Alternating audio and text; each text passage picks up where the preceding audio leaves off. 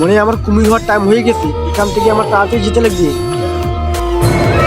আরে ভাই থাম থাম থাম, তুই প্রতিদিন এইভাবে জঙ্গলের ভিতরে কই যাস? আরে ভাই আমি ক্যাম্প যাই, তোকে অত কিছু বলতে হবে নাকি? আমার একটা ইমার্জেন্সি কাজ আছে, তুই আমার পেছন পেছন আসিস না। আরে কি এমন এমার্জেন্সি কাজ যে আমাকে পিছনে যাইতেও মানা করলো?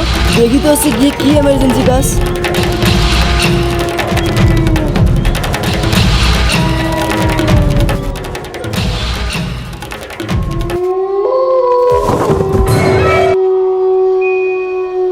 আরে আমারটা কেমন জানি মনে হচ্ছে, মনে হয় আমার পেছন পেছন কেউ আসতেছে। আরে কেউ তো নেই, না আমি তাড়াতাড়ি যাই। হ্যাঁ হ্যাঁ কুদ্দুস, তোর পিছনে কেউ নাই, তোর পিছনে আমি আছি। আজ দেখবো তুই জঙ্গলের ভিতরে যে কি করিস।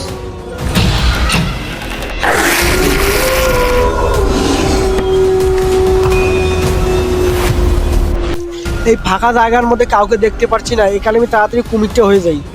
আরে এই কুদ্দুস জঙ্গলের ভিতরে কেন আসলো? আর এই জঙ্গলের ভিতরে কি এমন এমার্জেন্সি কাজ আছে?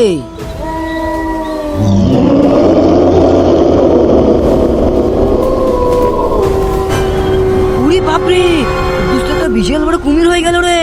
যাই, গ্রামবাসীকে বলে দিতে হবে যে কুদ্দুস একটা অনেক বড় কুমির, নাইলে গ্রামবাসীকে শেষ করে ফেলবে।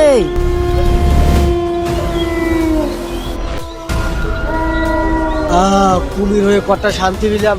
আরে ওটা লতিফ না? লতিফ তো আমাকে কুমির হওয়া দেখে ফেলেছে।